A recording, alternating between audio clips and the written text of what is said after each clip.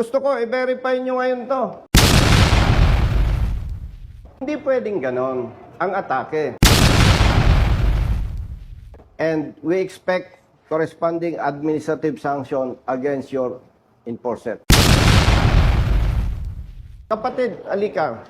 Rehistrado siya ng March 2023. Ang official research niya, March 2023. Ang binayaran niya sa MBUC, 900 pesos.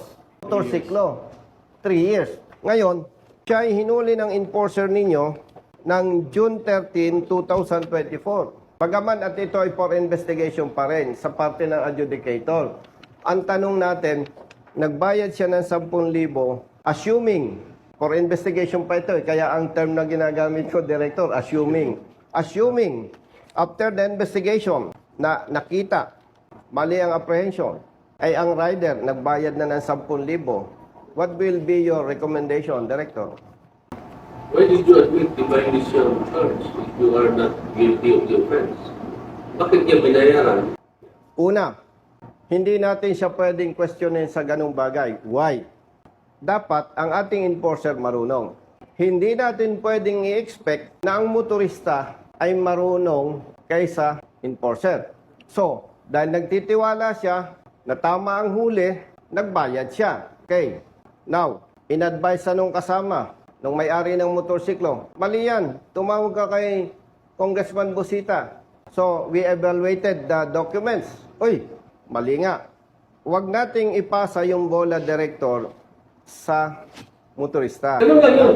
Now, in this case, our rider was apprehended by the law enforcer. Hindi siya nag-contest. Hindi pwedeng ganon ang atake.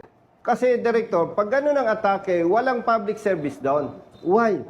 For so many times, na ipakita natin, there are personnel of LTO, hindi alam yung tamang pagpapatupad ng batas.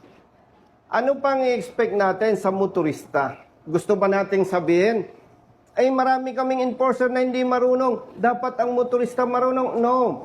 So, wag na natin pahabain, Director. Simplihan na lang natin. Sa ngalan ng public service, mali ang huli. That is now your point, Congressman, that we will look now into the question whether or not the apprehension is correct. Since the apprehended driver did not contest the apprehension, instead, he admitted the offense charge. Huwag tayo doon, Director. Considering na nagbayad, you presume na ina-admit niya. Ang sinasabi ko nga, Director, kung ang enforcers ninyo, even district officers, marami ko nang napatunayan, hindi marunong magpatupad ng batas. What can we expect from the motorist? Bakit natin paikot-ikutin pa? Ay may ebidensya na. Gusto ko, i-verify nyo ngayon to. Anong verification result? 3 years.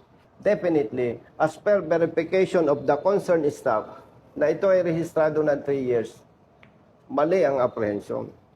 Alam natin, pag naipasok sa kaban ng bayan, hindi katulad yan sa restaurant. Pag napasobrang bayad mo, withdraw mo na. Tama po ba? Yes, sir. Ngayon, bilang advokasya ito, hindi ko ito i-sacrifice. Babayaran ko ito ng 10,000. Isa lang ang request ko.